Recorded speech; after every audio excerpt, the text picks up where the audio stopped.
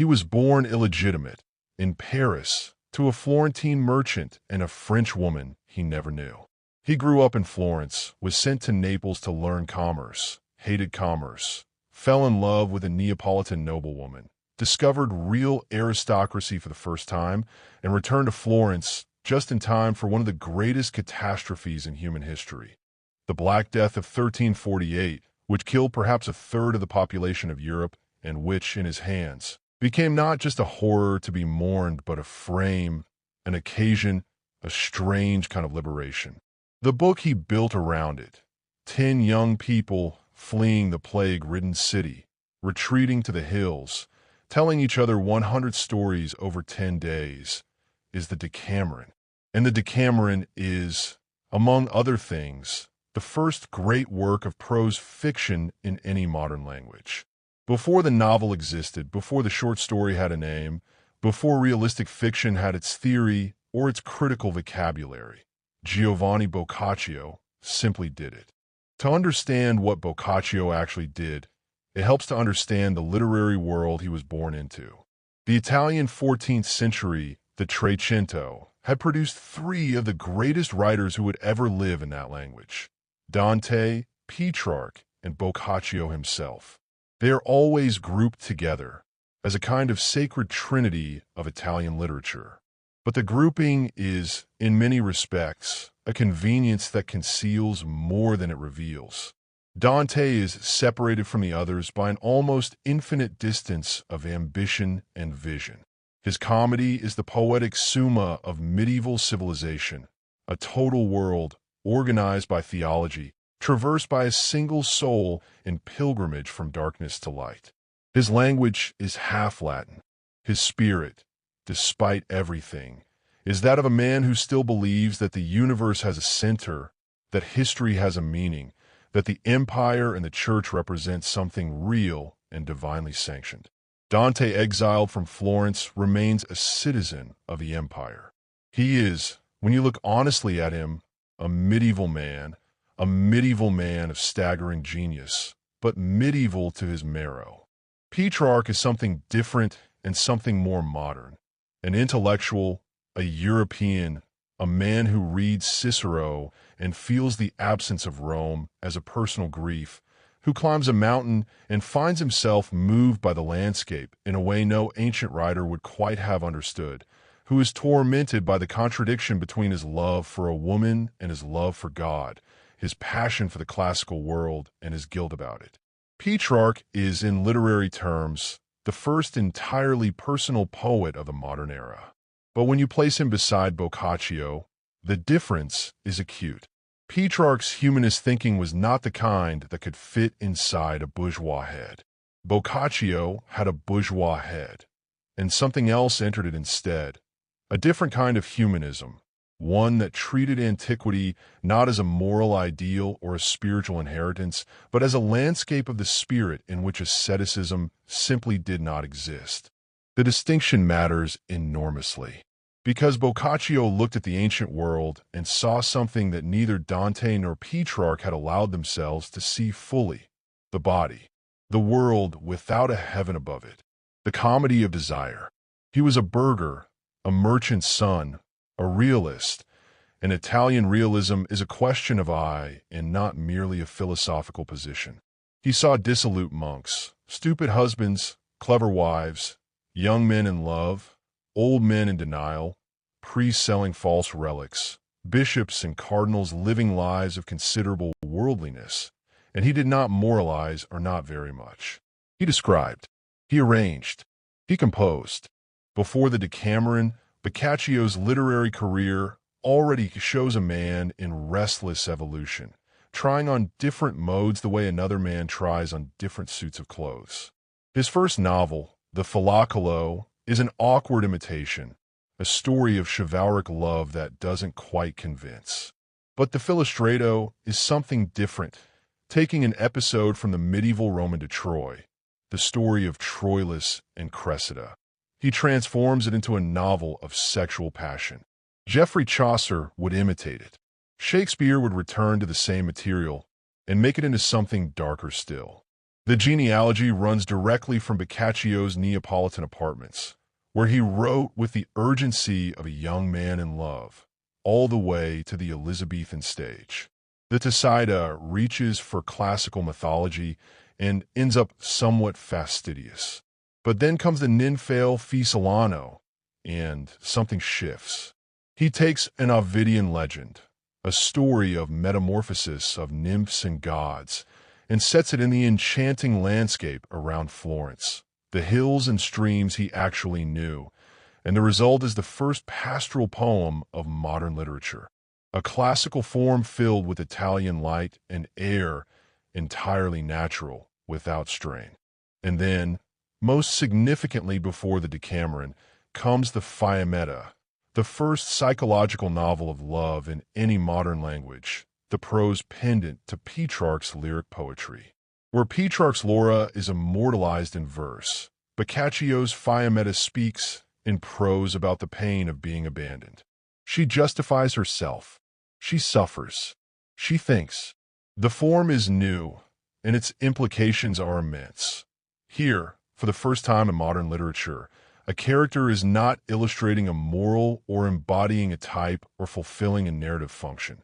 She is experiencing, from the inside, the texture of emotional life. Diego de San Pedro, imitating the Fiammetta in 15th century Spain, would arrive the psychological novel directly from this source. The line from Boccaccio to the sentimental novel of the 18th century, to Goethe's Werther, to the whole tradition of first-person romantic suffering, passes through this small, strange, overlooked book. But all of this is prologue. The Decameron is something else entirely, something larger, stranger, and more permanent than any of the works that preceded it. It begins with the plague. The frame is not decorative, it is philosophical. When a third of Europe can die in the space of months, when the social order dissolves, when the visible world reveals itself to be fragile, then the question of how to live in this world becomes urgent. The 10 young people, 7 women and 3 men, who retreat from Florence to a villa in the hills, and who pass 10 days telling each other stories, are not atheists. They are people who thought that, under the pressure of catastrophe, life is short, pleasure is real, and that the elaborate machinery of medieval asceticism is not, perhaps, the only possible response to mortality. Carpe diem is a very old idea, but in the Decameron, it arrives with a social realism that make it feel new. The 100 stories themselves cover an enormous range. Courtly love and sexual farce, some tricks and tender passions, stories of merchants and priests, kings and servants, saints and scoundrels. The anti-clerical humor is often cited as evidence of Boccaccio's subversive impiety. But, in fact, the Middle Ages were not the monolithically pious civilization that 19th century liberalism imagined. The unity of faith, not threatened by organized heresy, actually permitted a freer kind of internal criticism. The diatribes against the corrupt clergymen in Boccaccio are not gentler than those of Saint Catherine of Siena, a mystic who made the Pope cry. The Middle Ages built cathedrals, yes, but they also placed gargoyles on top of them, demons with their mouths open, laughing over the beautiful earth. Boccaccio's humor is in the tradition of the gargoyle. What is genuinely new in Boccaccio is not the content of his skepticism, but the form of his art. He is, in the most precise sense possible, the first great realist of world literature. His material is not the other world, as it was for Dante, but this world exactly as he saw it. He is bourgeois and plebeian in one particular sense. He sees without mystical idealism or aristocratic condescension. He composes his stories with a rigorous internal logic. One of his most famous tales, The Story of the Falcon, later served as the starting point for an entire theory of the short story. And when life refuses to be logical, when it produces dishonest priests, idiotic husbands, and dissolute wives, that very absence of logic enters the composition with a humorous intent. This is the element of Boccaccio's art that seems most modern, the sentiment, as observed by some, that arises not from satire or from moral superiority, but from the observation that human beings consistently behave in ways that their own stated principles would forbid.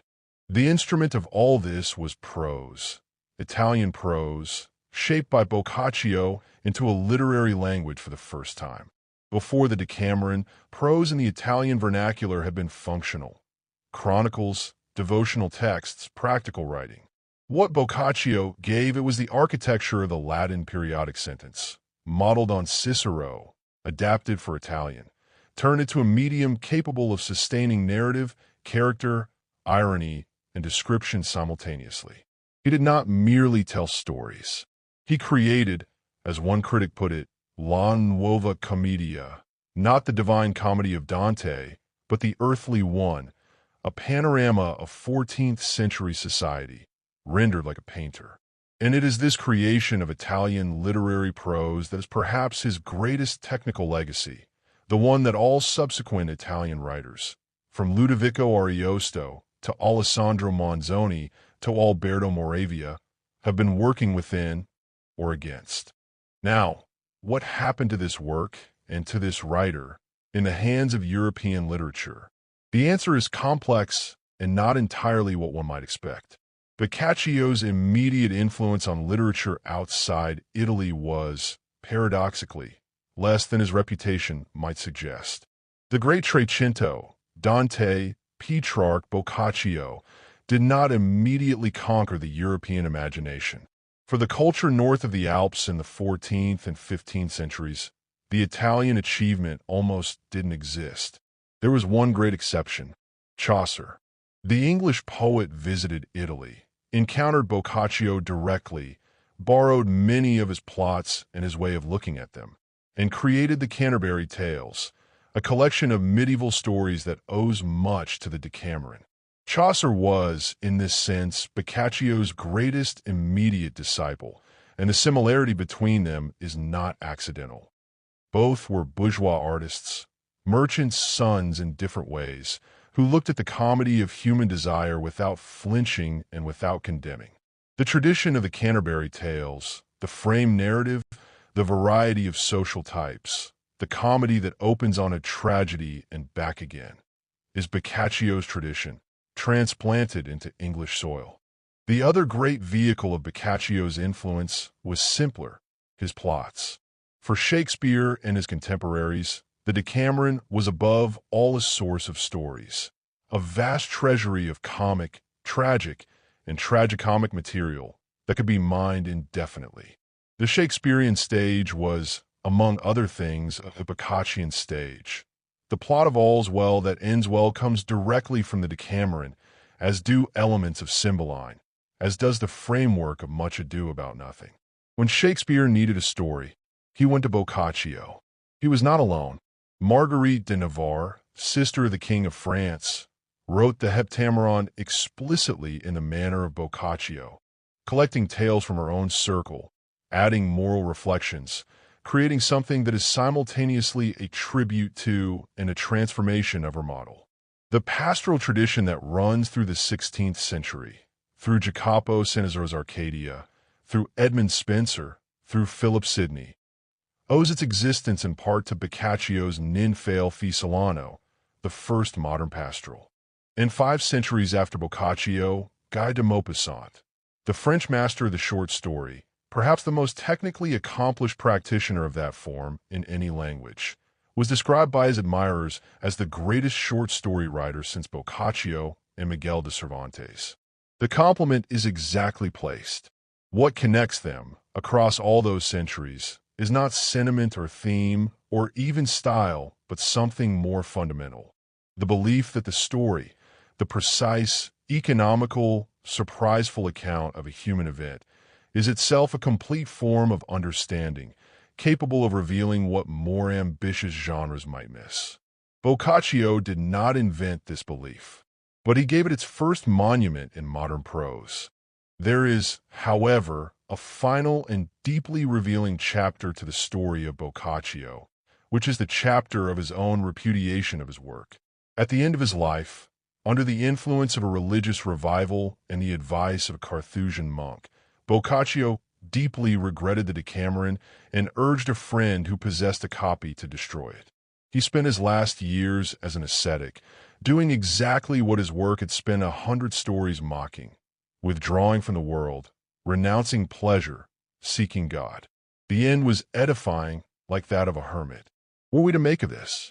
The same ambiguity that runs through Petrarch, the Ciceronian scholar who also wrote ascetic treatises, the lover of Laura who was also a penitent sinner, runs through Boccaccio too, in a more extreme form.